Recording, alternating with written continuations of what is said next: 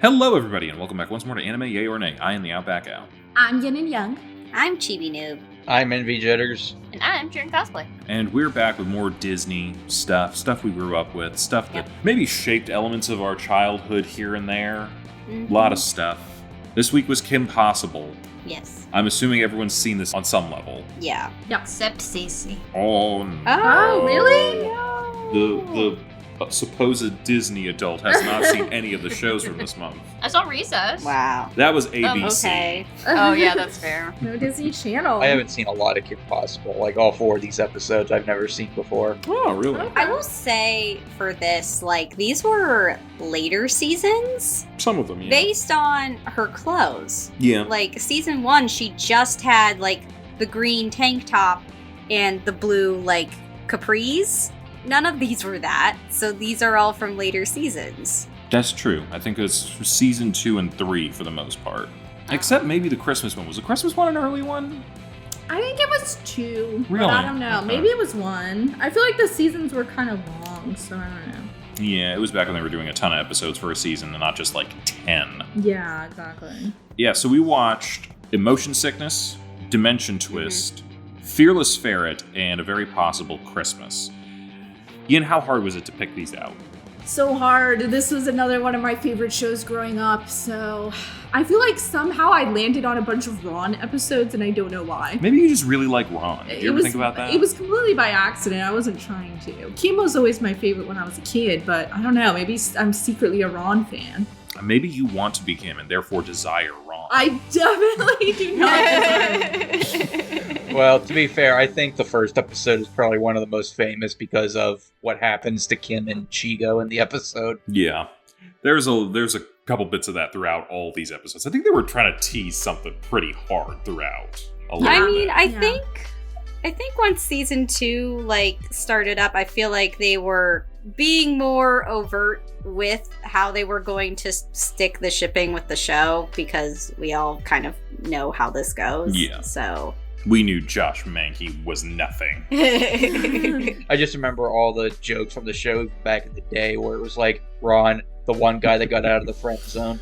Yeah, so some of the reasons that we picked these, do we have specific reasons for these? I mean, the Christmas episode had to be here because we're in the holiday season. I think I wanted to do the one where they go into the TV shows because I just thought that was one of the most like fun, memorable, wacky episodes. It was pretty And good. it had like Shigo, Draken, Kim, and Ron all kind of having to be on the same page in a way instead of just fighting. It was a great episode, but the only thing I can think of was when did this episode come out versus when did Channel Chasers come out with the Fairly Odd Parents, because they kind of have similar premises. So I don't know if it was one of those situations of who thought it first or was it just a coincidence? Okay, so we had a whole conversation about this because I mentioned the Supernatural episode Changing Channels. I'm pretty sure this predates Channel Chasers, Supernatural episode, and the Teen Titans when they go in the TV. However, the trope, which kind of is just an extension of most isekai type tropes of like the various like time travel or, oh, I'm a normal person in a weird place kind of thing. But the specific trope of going into a TV with changing channels goes back to like 1987-ish. Might have been the first time a TV show did that. I feel like it's a staple from the 90s and aughts. It's like it definitely was going through TV shows, the internet, or video games. Yeah, it was kind of like a big sort of topic. Like, particularly these couple of episodes, at least a few of them were really hitting on cable. Like, it's not just even like the one where they're changing the channels constantly. I feel like they were even like making comments about cable in like they're making it in the Snowman episode. I feel like they were making it even in the third one too, just like making comments about the changes in technology, which was a big thing back in the early 2000s. So yeah, there's a lot of different ones that use it. I'm trying to look for the specific one. I feel like the only downside to the ones that we ended up choosing was that were they all Shigo and Draken episodes? Yeah. Yes. Yeah. So we didn't get to see a variety of villains. To be fair, they were there the most. Yeah. I feel like the one with Ferret Man. The Fearless Ferret. Oh, true. Yeah. Yeah. Like, I feel like that was not quite got Shigo and Draken. It had more of like we're going to explore like what it was like being this like superhero character from this show that was basically Batman, and the guy who is the superhero person is voiced by Adam West. Yeah, so you knew that I was going to have to include this episode specifically for that reason, because I brought Adam West. I'm like, this in particular is an Al episode. Yeah. It's like, I know, Yin didn't pick that one. Yeah, you definitely picked that one. Okay. But it's a good episode. So real quick, possibly the first use of we're jumping into a TV was in the movie Amazon Women on the Moon, which is the spiritual successor to Kentucky Fried Movie from John Landis, Joe Dante, and a number of other directors. It's like they're a series of very weird movies, but they're essentially like these like series of short films essentially turned into a single thing. And I guess the premise is a guy falls into the TV and has to live out stuff that's happening on TV as they're changing the channels and stuff. So I just love that. I just love those names. I know they're real names, but they just sound like they're made up. I mean, it was the 80s. You could get away with a lot of crazy back then. Well, there was a good reason why. Cocaine. Yep. Anywho, so other than Cece, everyone's seen this before. I kind of want to hear what Cece's first impression of Kim Possible was. So, I would say this one was more in my peripheries than, like, Proud Family was. Like, this was definitely on in the background when I was over at my friend's house. I think I saw half of the movie while I was babysitting one time. So, a little less blind going into this one. I've just never, like, sat down and seen a full episode, I think. But yeah, I enjoyed it. I like that she has twin brothers that are just Phineas and Ferb, I think. Honestly, kind of, yeah. It's like if Perry was their older teenage sister. That's weird to think about. You know what? Nothing about these That's right. You know what? It's like Candace, but if Candace was Perry. Yeah. And Draken is very much a Doofenshmirtz in a lot of ways. Yeah. Does that make Shigo his daughter? Vanessa? The sarcastic one in black leather who's constantly making fun of him? Dang, this tracks a little too well. I don't know how I feel about this. It's very fun. I did enjoy it. So how about you guys? Did everybody, I was hearing a little bit of like some people had some limited stuff on this. How much have we all generally seen for the most part? I've seen like a smattering of episodes here and there. I've seen more of like season 1 than I think I've seen of like the later ones, mostly just because of the clothes. I can't really name episodes off the top of my head because my brain doesn't go back that far. Yeah. But I, in particular, remember the episode about Shigo's backstory, where we figure out that she actually used to be part of a superhero team with all of her siblings that was color themed because they all came into contact with a rainbow comet, and they are their treehouse with them in it. Yeah, and they are called Team Go, and she's Shigo, and her siblings are He-Go, Me-Go, and then the twins are We-Go. It was a silly episode. I mean, to be fair, I like how like over the top silly this show got for a lot of things, because it is kind of like a little bit more serious in the superhero spy genre a little bit, but at the same time it's very much like no, let's have a lot of fun with this. Draken's amazing. What a fantastic villain. Yeah. He's very silly. I mean, John DiMaggio is just great. Yeah. Oh yeah. I think they must have paid, like, I don't know if they paid him a lot, but like they were getting the most out of him because he was half the background characters as well. I never realized that as a kid, but yeah. I also never realized that he has the same voice as a character that we'll see next week in American Dragon. Oh yeah. I mean, he runs through a couple of things on a regular basis, just like a little adjustments here and there, but like he's pretty good. He's good at changing his voice. Like as a child, I don't know. I would have never known. Yeah. I think I was also hearing a little bit of Jeff Bennett here and there, which I'm always a fan of. And quick shout out to, frankly, the most unsung hero of a character throughout the series. Patrick Warburton as the principal. Yes. I heard that voice. I was like, So oh my god. We're talking about a voice Now- actor with zero range whatsoever, but always fantastic when he's in it. Now, I don't Yeah. know the guy's name, but the guy who voices Kim's dad, I really enjoyed his voice. Oh my god, wait. I think we talked about him recently with King of the Hill, and we were talking about Mike Judge stuff. Hang on. I gotta look it up real quick. Okay, first off, quick thing.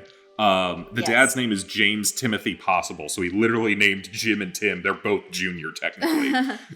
Yeah. Yeah, it's Gary Cole. It's the boss from Office Space. Yeah, if you could get that to me today, that'd be great. He's fun. Yeah, I mean, the whole voice cast is great, too. I mean, you had freaking Bart Simpson as Rufus, Yeah. which is kind of hilarious when you think about it. Yeah, I mean, I was gonna talk about it later, but I think Will Friedle, this might be one of his best characters. Like, I still can't. I looked up his filmography. I did not realize he was Terry McGinnis from Batman Beyond. oh yeah, the that- man's got range. I was like that. I mean, I know they're both teenagers, but like, Look, damn, I would never have guessed that. That would have been I him. swear, like, I'm pretty sure last year when we did the DC stuff, when we watched Batman Beyond, I had to have brought up the Fearless Ferret at some point, just because of the Adam West stuff, because we also watched The Grey Ghost and all that sort of thing. I'm like, yeah, we're gonna have to watch this. Honestly, all I would have thought of was Catman. I mean, yeah. This was right in that time, because I think we talked about back then, it was like the Batman episode, and people were like, oh, Adam West, oh yeah, I remember all that. But then the Johnny Bravo episode in 95 kind of brought his career back, because Seth MacFarlane and Butch Hartman wrote that episode. And so then he was literally Adam West across the board. This is one of the few times where he's not Adam West, but he's definitely Adam West. Yep. Sorry, Timothy North. Well, I mean, just the fact that both Catman and the Fearless Ferret are not real superheroes, but yet they are so delusional in their grandeur that they both think that they're real superheroes. I think it says to me, man, we underutilize Adam West as a comedic actor back in the day, because he clearly had a lot of, like, he was fully willing to just make fun of himself the whole time. Like, he Well, couldn't...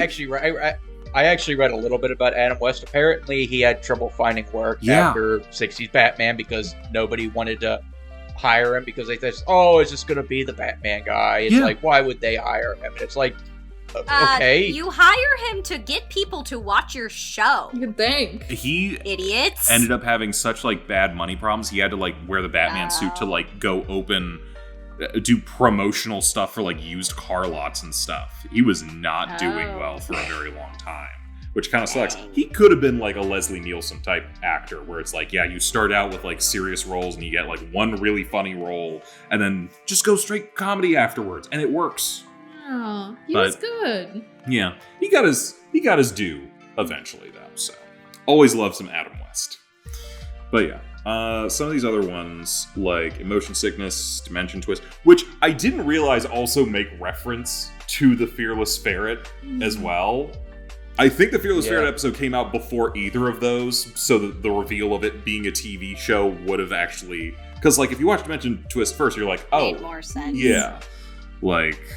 I don't know. What should we talk about here as far as like, I know I've probably seen like half of this show before. I know you and me watched a couple of them. I saw all the episodes as a kid. I mean, this was one of the shows I really liked. I remember I even got some merch because my mom bought me like a bunch of like Kim Possible toys when she went on a trip somewhere. I forget if she went to New York or something, but it was like they had so many Kim Possible toys back then. So I had like a bunch of little like dolls of her and like Ron, and like I think I had a communicator or something. I don't know. Like it was really big for a while. Like it was a very popular like cartoon for kids. This was one of like maybe 2 or 3 shows that actually got to go past 65 episodes on Disney, isn't it? Like this one, That's So Raven. Was there another one? Without turning having a into- sequel series. Yeah, without having like a sequel series. Phineas and Ferb. Okay. Okay. Yeah. Like, actually, I think was the one that surpassed their record. Oh, well, damn. Good for Phineas and Ferb. Zach and Cody did. No, that Yeah. Sweet Life on Deck is technically a different show because it has a different title. No, the original Sweet Life of Zack and Cody had 87 episodes. Oh, Okay. okay. Yeah, I was never gonna mind. say that was on for a very long time. Good show. Just so But yeah, good. Kim Possible is out of all the Disney shows that I missed out on as a kid because I wasn't a Disney Channel kid. This was probably the one I regret not watching because a couple months ago when you said, Al, that you were afraid to watch Powerpuff Girls because of the stigma. I guess I kind of was too. So I didn't give the show a fair shot until very, very later when I saw a few episodes with my sister, and I was like, damn, this actually is pretty good, and it's Yeah. for everybody. You stigmatized it because you thought it was for girls. Yeah, that's what we Don't- just said. I know, but it's like, but sometimes shows for girls are good. You just gotta give it a chance. Dude, I love Barbie Life in the Dream House. It's so So good. good. Was Kim Possible aimed at girls? I think so from Yeah. just like from a perspective of Is it- like female It protagonist. features a girl, so yeah. it's for girls. That's the boy girl is the main logic. character.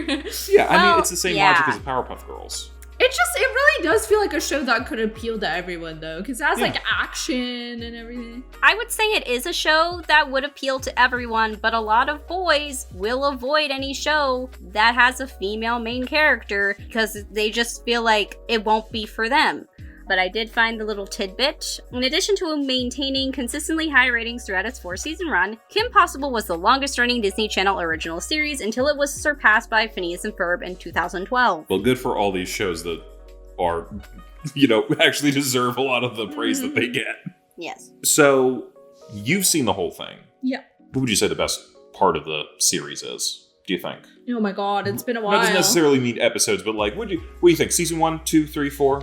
Ugh, that's hard because it's been a while since I watched them all, so I'd have to look at a list of all the episodes. I do remember sometime in the middle they maybe had their stride, which I think is true for a lot of Disney Channel shows. Around season 2, it's they really hit some of the best episodes, and then it usually goes a little bit downhill in season 3 with most of the shows. At the But very least with the live action ones. 'Cause at this Yeah. point, I've seen Sweet Life with you, That's So Raven with you, and Hannah Montana with you. I'm like, wow, you guys do hit your stride around season 2. Wow, you really went off the rails in season 3. Not in a great way. yeah, I feel like Kim Possible stayed mostly consistent. The last season was it definitely felt different because they changed a lot of the status quo and stuff, but I think it was still pretty solid. Well, didn't the last season take place after the movie where they actually are dating? Yeah, Yeah. so it's kind of a different dynamic a little bit. I'll throw out there that it being a cartoon and honestly having a far more fantastical premise than some of those other shows, I think it is easier for it to maintain a lot of the crazy over the top creativity without feeling like you're completely losing the point of the show, like some of those other ones did a little bit. I don't know. Hard to say for sure. But- Yeah. But yeah, I feel like this show stayed pretty good throughout most of it. And I feel like it had some really great villains that unfortunately we didn't get to see all of them. Do you remember Senior? I was gonna bring And his Yes. son. Senior Junior. Senior. I love them. I love anytime Ricardo Montalban is in anything. So, yes. That was one of the best villains for sure. And then Monkey Fist is iconic. He's pretty good, yeah. They were just Wasn't some there really a fun golfing ones. Scotsman? Yeah. Oh my god, what was his name? McDuff. McDuff. Yeah. Yeah. He was great. I love the Halloween episode because they had 3 villains all in one. That Yeah. was so good. I think there's also probably a bunch of one-off villains here and there. There's always going Yeah, to be. there were but- some memorable yeah. ones. Oh, what was that one guy? Ron's nemesis, Gil. Gil was the The one off. swamp Yeah. thing. Oh, He he came had a back. sequel He had a episode. sequel, He had a I think, sequel yeah. episode. I was gonna say, I feel like I saw him in multiple episodes. I feel like it was Yeah. just 2, right? I know of at least 2. There was but at least 2. There may have yeah. been other cameos or something. But in a way, Monkey Fist sometimes felt more like a Ron villain. Well, somehow. he's terrified of monkeys. So yeah, that makes that's sense. probably part of it. Sometimes he felt a little bit more connected to Ron in certain ways. Yeah. I'm sure they're different characters, but I feel like there's a lot of times where there's recurring characters of the 2 scientists who constantly have their shit stolen. Yeah. It's probably different people every time, but it always looks and sounds like the same people for some reason. Negligence. They're always like, oh, it could do so many things. Yeah, just tell us what the fucking thing is. Yeah. It could create a black hole that would blah blah blah. Yeah, we already did this plot. Yeah. It's like I love the superheroes are just so over it. It's like, yeah, it's kind of like Spider-Verse. Yeah, just give me the goober. The what? Oh yeah, there's always a drive or a key or a pass thing. At a certain point, I just started calling all of them the goober. So what was your guys' favorite episode amongst these four? I did like the message of the Christmas episode at the end, but if I had to pick my favorite, probably either the mood swing device episode or the channel chaser episode. Yeah, for me, it's gotta be those two as well. Like, I love those ones. Those were definitely two of the episodes I rewatched the most as a kid, which I think is one of the reasons why I picked them. I just think they're so fun, and the dynamics with the characters are so enjoyable in those two. I don't know if I could choose between them. I love both of those. I can. I prefer Dimension Twist, but I'm a big fan of like anytime those episodes show up. The channel surfing thing from Supernatural, also one of my favorites from that. Yeah. But do you like it more than Fearless Ferret? I think Fearless Ferret is a good episode comparing the two from a narrative standpoint. I like Fearless Ferret because of the meta reasons. I think that's hilarious. As far as like the episode on its own, I think the others are a little superior. Okay. But so your favorite was the Changing Channels one, or whatever it was called? Dimension Twist. Dimension Twist. Because they just do, it's like, because I'm a guy who knows a lot of like TV shows, I know a lot of movies, I know all the tropes and the jokes. The references and all are fun. Yeah, they're really good. Like as soon as we saw her on the Star Trek, there was like, oh, she's wearing a red shirt. We know what's happening. And then Clancy Brown cameo as Captain Kane, whatever not Kirk it is. I feel like, and going between this show, Proud Family, and I'm going to include Recess in here, the writing for the dialogue is so good in these shows. They are like, not only are the jokes are just, sometimes they're subtle, sometimes they're over the top, but like they always seem to land. Like they have really good like they're playing around with a lot of stuff. So I gotta give them so much credit for that. And I think, well, I mean, part of it also helps that they have just the perfect cast for most of these. We already talked about John DiMaggio and some of the others. Shigo, Nicole Sullivan, who's like been a comedic actor for years and years and years. She is fantastic. The two of them playing off. Let's not tease ourselves. Kim Possible and Shigo. There's a reason why they're the two most popular characters, and they're still being cosplayed to this day. Yeah. Like there's so many jokes about how Shigo is being so many people's awakening for so many people. Yep. I mean, yeah.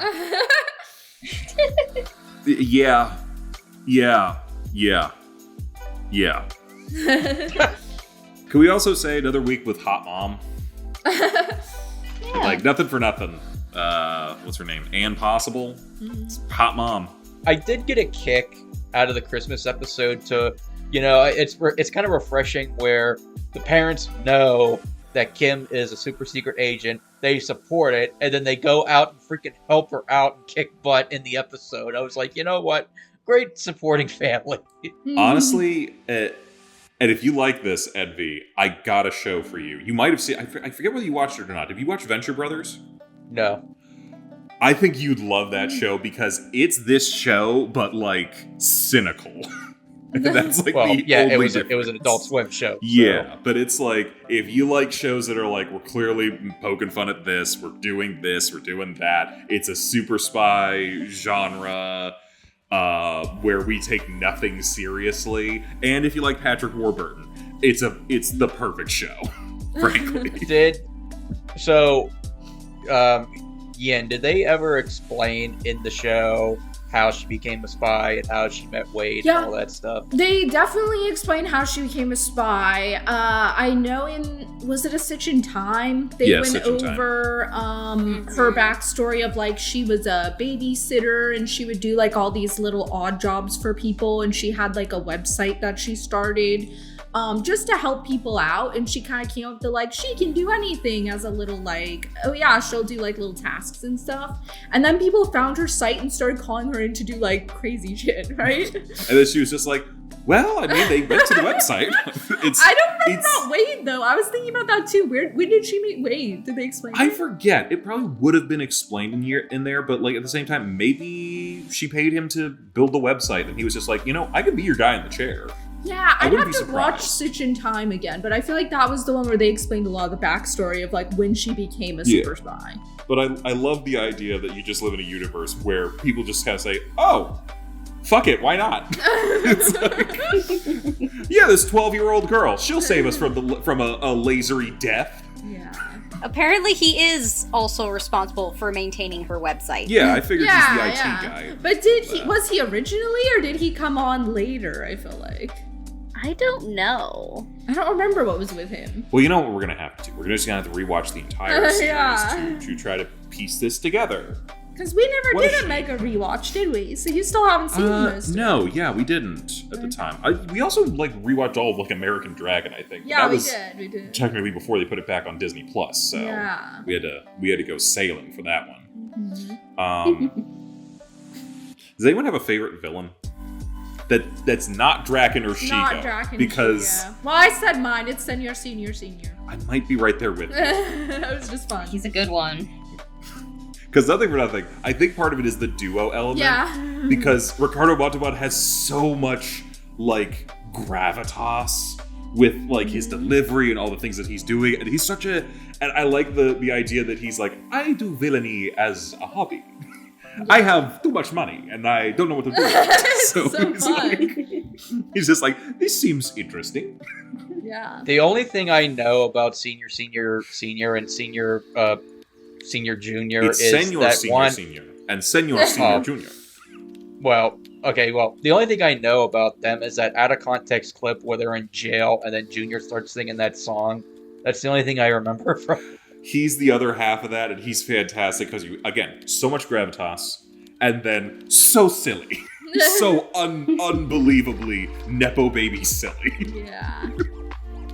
I do actually know most of the villains because for a long time at Disney World, they had that Kim Possible thing where you would go up to the stand, they'd give you a communicator, and then they would send you to 3 different countries around Epcot Oh, that's to pretty do cool. these little missions.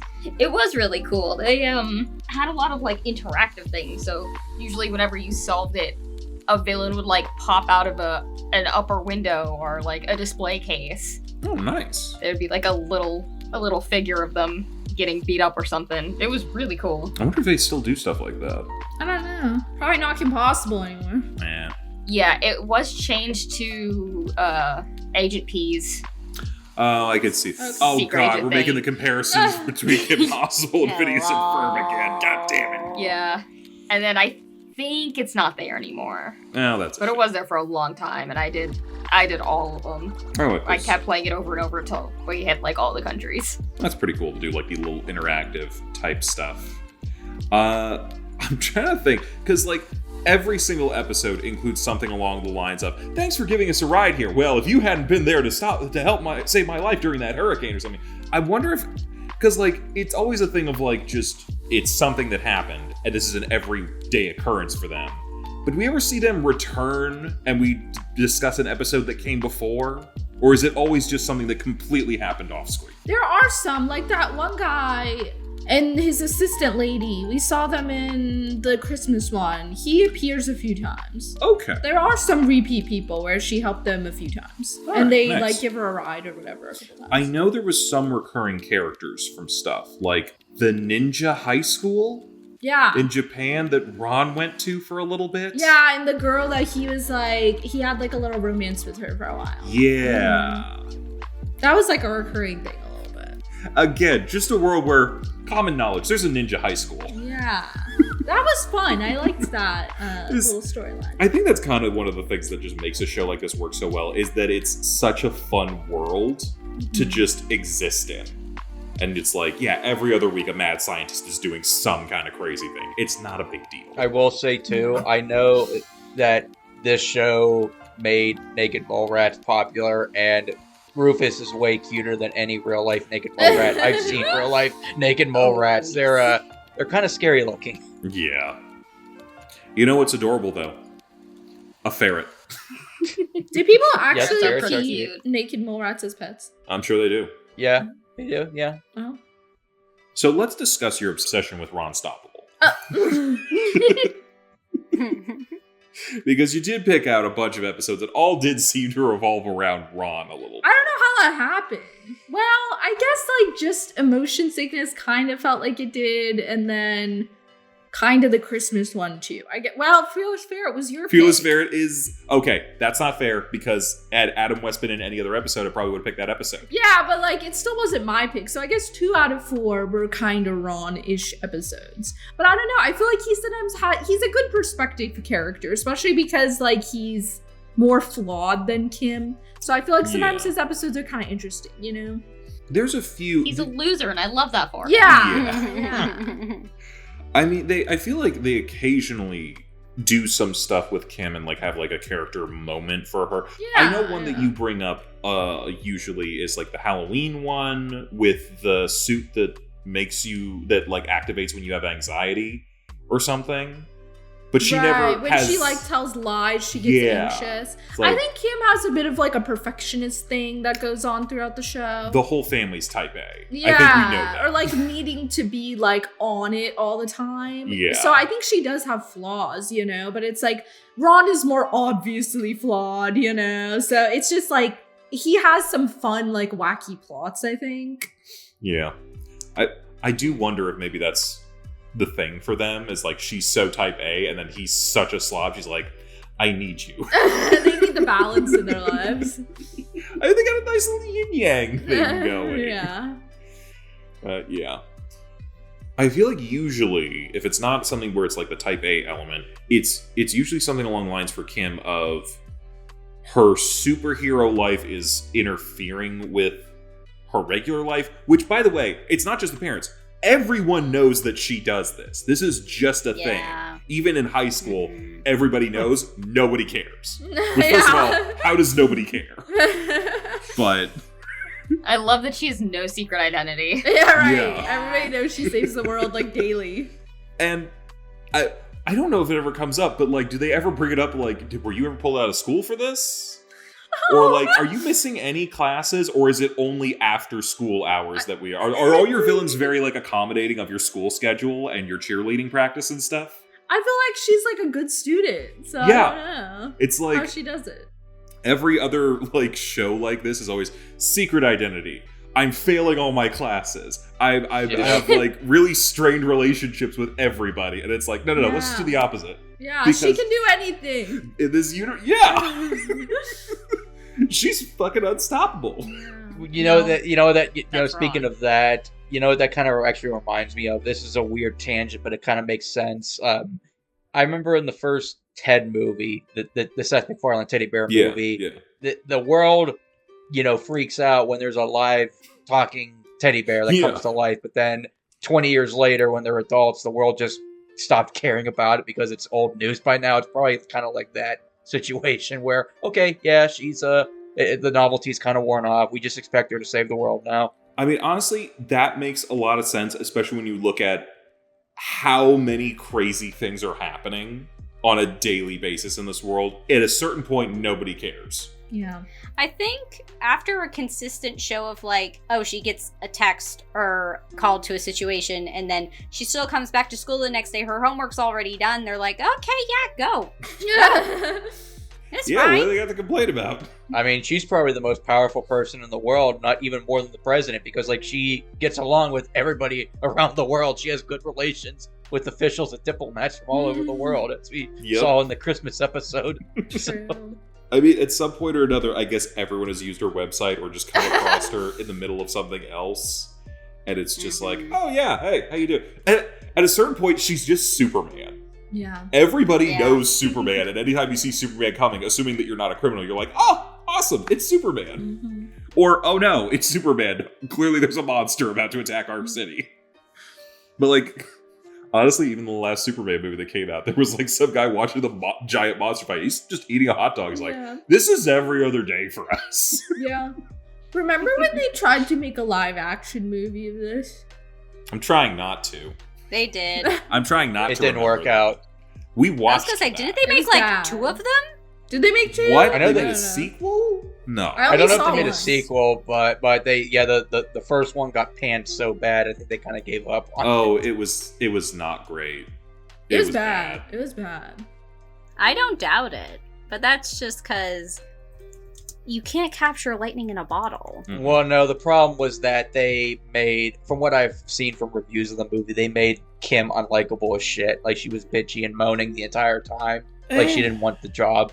And it's just like, that's the complete opposite of what Kim was in the show. There was times where it probably got under her nerves, but she never was a bitch about it the entire time. She still did her I watched job. it. I don't agree with that. I don't think she was being a bitch about anything. She was just boring as hell, as was everyone. I don't know even how. remember. I don't know how you make that universe boring. They managed. And I'm going to be honest with you here. I don't know if it was a money issue, but they had the teacher who's just a hard ass. Why didn't you get Patrick Warburton? He is available for stuff. It would have taken 5 minutes. It would have been the best part of the movie. I don't remember anything about that movie except I didn't You don't like have it. to. It wasn't good. I think I repressed it. Draken looked accurate, I guess. I'll give it that. He was at least blue, right? Yeah, he was blue. Mm. That's. Yeah. I think the funniest part is the end where he turns into a child and just decides, now I'm going to be an evil child and destroy the world as a child. I'm like, you know what? Just as I'll give you points for the concept, does sound like a Draken thing. Was Shigo there? Shigo was there, and she was. She Yeah, was that there. perfectly describes her. Okay. She was there. Oh. Yeah, don't watch that movie. Watch the good movies. Watch the time travel one. Watch in time watch the- and was so the it- drama. Was it Aliens with Soda Drama? What was going on? I don't think it was aliens. I thought like an alien showed up and they worshipped Draken for some reason. Am I crazy? I do not remember. Okay, that might have been thinking of something else. I don't remember that, but I think my only complaint with Kim Possible, are some of the cheesy catchphrases they gave her. Like, Well, so not the Yeah. so that one in particular. If that one wasn't there, I would have been fine. Like, if she's just saying, oh, that's no big, that's fair. That one's fine. It does have a little bit of that, like, adults trying to write for teenagers that they maybe don't understand. Yeah. Which, I get that, but at the same time, I'm just kind of like, why that particular phrase? What's the sitch? That's fine. That's That I one only and just figured that one out a year or two ago. I'm like, God. she's not saying stitch, is she? It's stitch. No. That's not a what is she? Situation. I got it. Yeah. But yeah, I'm like, who says so not the drama? It's like, that's basically just saying no big deal. Is it weird to think that Ron is the most normal person here? No. No, I'd still say Kim is the most normal, if I had to be honest. Rufus is the most normal of all of us. Rufus! Maybe that. I do think Rufus has more brain cells sometimes than Ron does. Definitely. Yes. Yeah. Although Ron did make, what was that concoction he made? The Naco Taco or something like that? It's The a giant-ass nacho. taco ball? It's Yeah. It's nachos wrapped in a taco. Mm. The naco. And I think he became a billionaire off of that at one point. I remember they were advertising in the actual restaurant and stuff. Yeah, it's like, oh, by the way, here's a check for you get a nickel for every naco sold. And then it's like $10 million. He's like, ha ha. Yeah. And then of course it goes to his head, but Yeah. Yep. I'm trying to think of other episodes that were really, really we maybe could have looked at as well. Not to go down the Ron path again. But the Gil episode, which is kind of almost like a slasher movie a little bit, Sounds good. is a lot of fun. Another fun Ron one. Did you ever see the one where he has a crush on this girl and she's into MMORPGs or whatever, and he's in he joins a fantasy MMORPG to hang out with her and stuff on there, and then they get zapped into the I game. think I have seen that one. That one's good. I mean, it sounds like another thing that was happening a lot with Yeah, episodes they and get stuff, transported so. into the game, and they change the animation to look kind of gamey. Oh, that's fun. It was a fun episode. It was a fun one. Another Ron one. Let me think of a good Kim one. Think of a good Kim one. Yeah. Well, we already mentioned the Halloween one. That's a good Kim one. Yeah.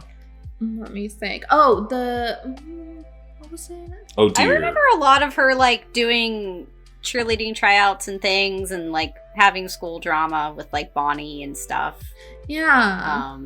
But those were a lot of like more early episodes. I'm trying to think of the specific where it ones. was, yeah. Yeah, I think she figured everything out when she became a sophomore or something. Mm-hmm. Shout out to Bonnie, Xenon. Yeah. Zoom, Oh, yeah. zoom, zoom. I mean, I like a lot of the Shigo episodes because, I mean, it's Shigo, but Yeah. yeah. I did like in the movie the Stitch in Time one where the talking Rufus, who's the command of the Resistance, and and halfway through the movie, and Kim arrests Drago, and it's like, okay, I stopped the evil villain, and Rufus is like, no, you didn't.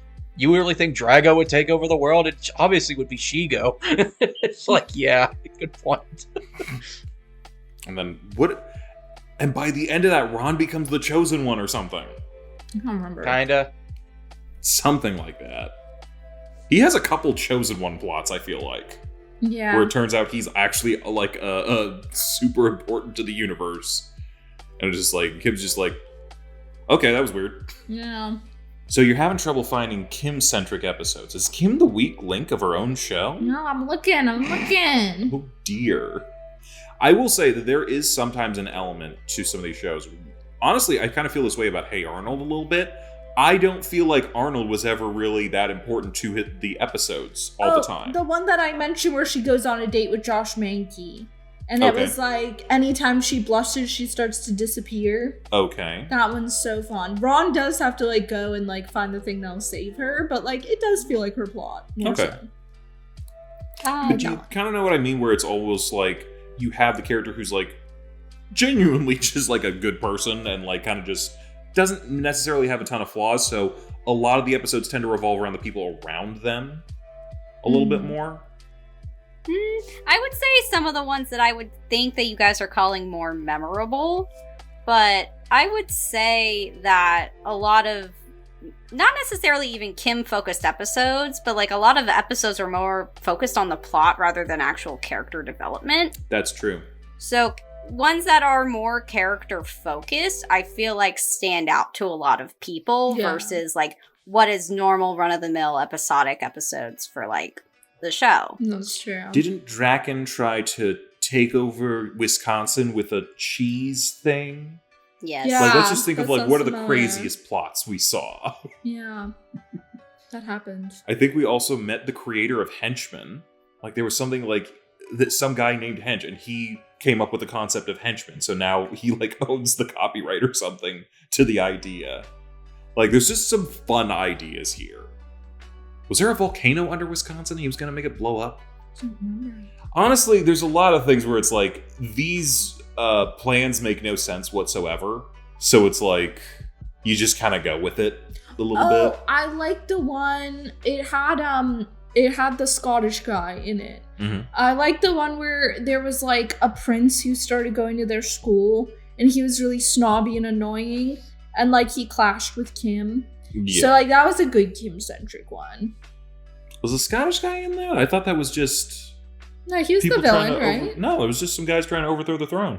Oh, Macduff wasn't there? Maybe Mm-mm. I'm just thinking there was a golf course in it. There was a golf course. So that's what made me think he was in it. The finale is on a golf course. But he wasn't in it. Yeah, it was putt-putt. They're not gonna... Macduff's not a putt-putt guy. I don't know if Okay, he's a so putt-putt it's guy. just the knights of whatever. Yeah. Okay. I mispronounced his name. It is apparently Duff Killigan. Duff Killigan. That sounds way more correct. Is Macduff just like from DuckTales or something? No, Macduff is from From the Scottish Macbeth. play. Okay. Yes. He was one of the characters in the Scottish play. What was the highest rated Kim Possible on IMDb? Do you remember? I don't know. You have your phone open. Yeah, let me see. What do most people think is the best episode? Number one looks like Crush. No, wait. These are just in order. Never mind. Let's go to top rated.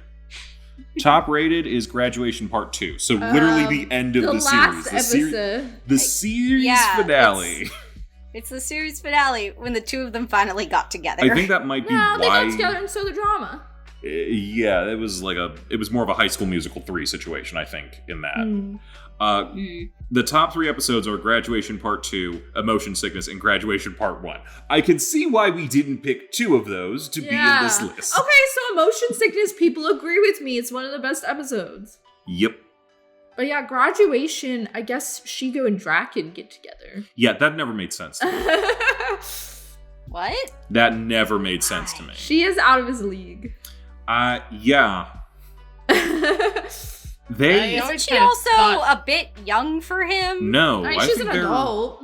He's maybe a few years older than her. That's about it. He is, he's former college roommate of Kim's dad. And she just seems a lot younger than him. She's probably at least in her late 20s or early 30s, right? That's how I always thought of her. So, but this isn't like Kim's dad in like his 40s? Probably 30s or 40s, I guess it doesn't really matter. To me, it's just I guess for me, I'm thinking it's just a much larger age gap than I would have originally thought. Kind of thought he was her dad, to be honest. That would have made the ending real weird. Yeah. It is just I made that Emotions episode. I was like, okay, all right, not her dad. Got it. I think as a child, I also would have thought that was his daughter. Wow. Okay, we really got to stop the Phineas and Ferb stuff. That might be why I thought that. God, the wiki is not helping me out. Yeah, here. do we know how old Shigo is? I just know she's an adult because she was a teacher at one point or whatever. She has a teaching degree that she meant to. I think she's got a master's, which means she got that degree in her mid-20s, and she's had it as a fallback in case villainy didn't work out. Which makes me think she's been doing villainy for a while. Okay, a lot of people speculate she's in her mid or late 20s, but I don't think anybody actually knows. Yeah, I was gonna say, she strikes me more like she's a 20-something rather than 30 or 40. So yeah, she's probably between 25 and 29, I'm guessing. Yeah. Well, now I'm concerned about the people that ship her with Kim. Yeah, it is concerning. No, that's worse. That's way worse. Yeah. Yeah, I remember when I used to go on to fanfiction.net, sometimes I'd just go into random spots on the internet and be like, okay, let's see what the main ship is for this show. I remember seeing Kim and Shigo a lot. It was pretty popular. I mean, they constantly fight, and everyone loves the rivals to lovers trope, so... I think it's just when you're a child, you don't think about it as much, and then when you're an adult, you realize it's really creepy, you know? I think it's more you don't really understand, the age power dynamic, and then also you don't really think about how old these characters are. You're just oh, pretty people kiss. Yeah, and it's I think as kids we have crushes on adults and don't really think about how problematic that can be, but as adults, it can't go the other way, Yeah, that is fair. I think I also thought she was Kim's age. Oh, okay. Because they look similar. I thought she could have been her clone.